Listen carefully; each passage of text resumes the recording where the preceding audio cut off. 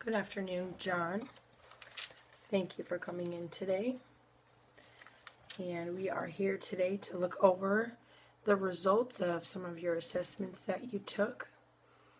The reasons why we had you take these assessments was because of the current way that you're feeling, and the complaints that you're having about how you're feeling anxious, feeling sad, not looking forward to the future, and having a little trouble. So these assessments will give us a better idea of exactly how you're feeling and on what level, and compared to an average person, how you're feeling, so that puts in perspective for you. You took the Beck Depression Inventory assessment. This was to assess depression. You scored a 32 on this. Now when we translate this 32 into our scores so we can compare them to an average score, we translate this 32 into an 88. Compared to an average score, which is 50, you scored an 88. That puts you actually in the severe category for depression in the 99th percentile. Then you also took a test, an assessment called the Beck Hopeless Scale. This scale was to assess your feelings of hopelessness, a lot to do with not looking forward to the future, not knowing where to turn, not knowing, basically feeling hopeless about your life and your future. On this test, your raw score was a 13. We translate that into a 76 to compare it to our 50, to the 50 number, or to the 50 score, of an average, of the average person. So compared to the average 50 score, you scored a 76, and this puts you in the 97th percentile.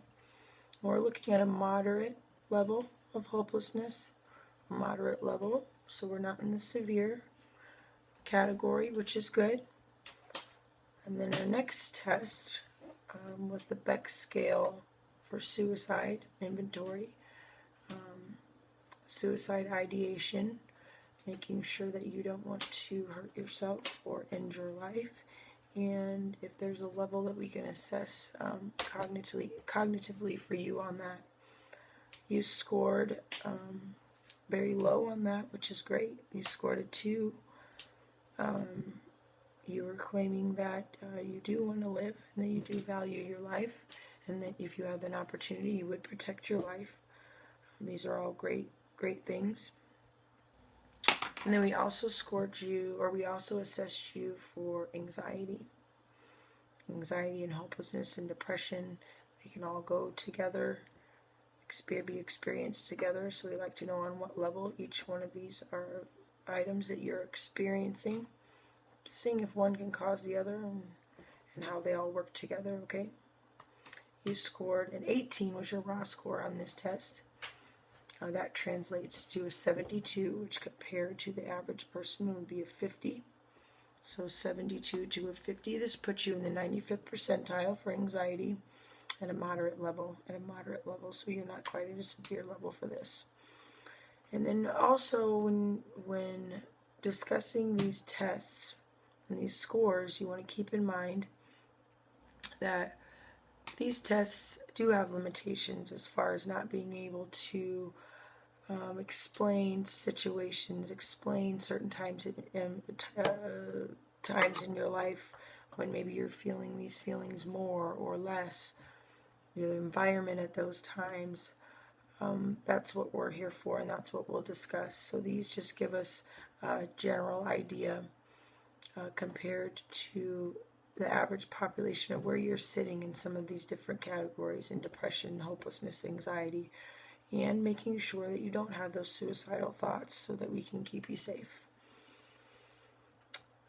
So what we want to look at here now is some of your strengths in these tests.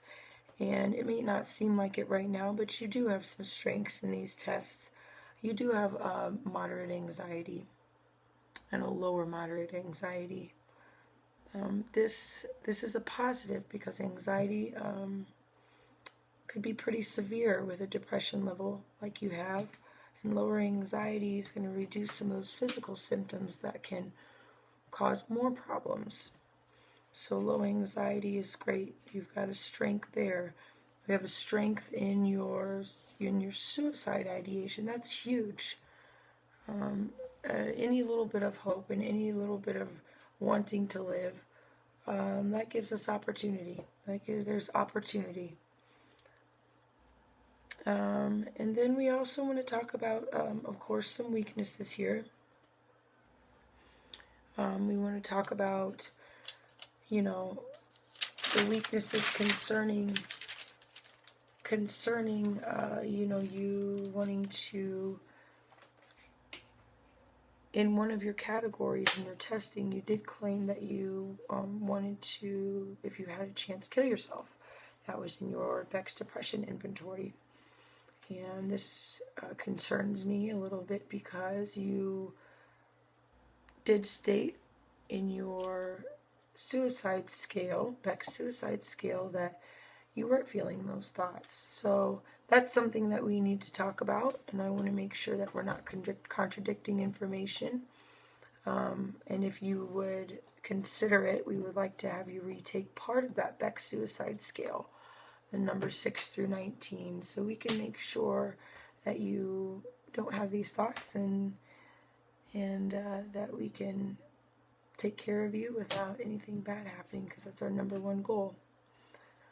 Other strengths that we found were that, if you are contradicting, if you did feel that you at some times that you do want to hurt yourself or kill yourself, and that you were being honest in this part of the test, then that's something that I appreciate as someone's trying to help you, recognizing that those thoughts are real and that we can deal with those thoughts, but we need to make sure that we're not contradicting them on tests so that we know what we're dealing with, and we'll talk about that.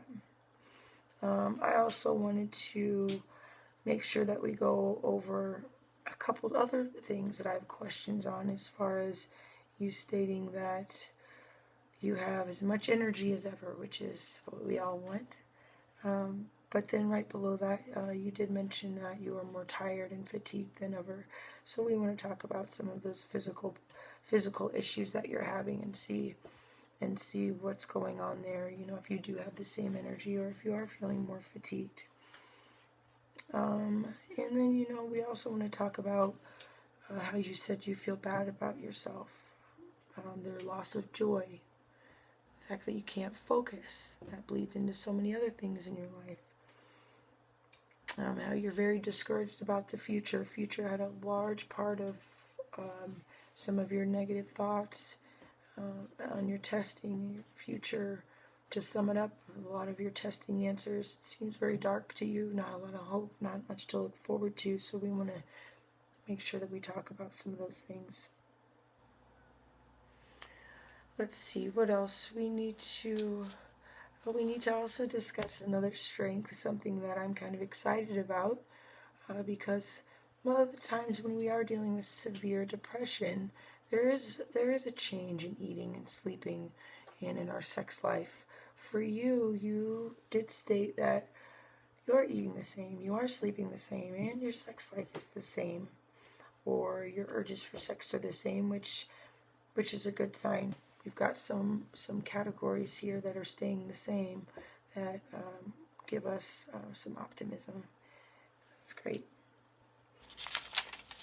And I just want to make sure that you understand that these test results are for you.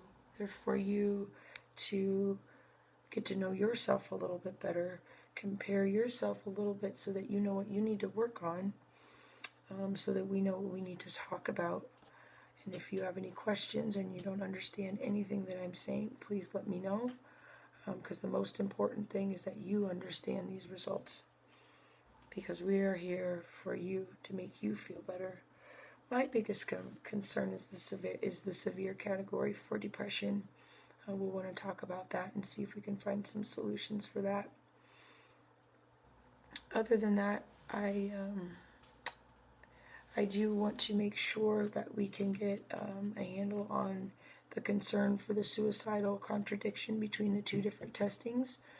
If we would be willing to retake that test, the Beck scale for suicide inventory, or if we just need to talk about the issues as far as one test result contradicting the other test result. There's definitely room for discussion here, and we need to figure that one out.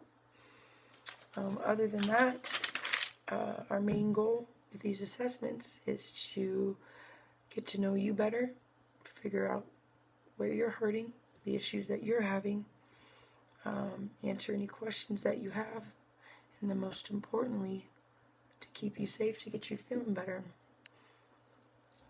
The good thing about the future is it hasn't happened yet. It hasn't happened yet, and we can change the present. We can change the future. We have to make sure, first of all, we understand what's going on with our present, and that is what these assessments are for. So thank you for coming in, John, and I look forward to talking with you again.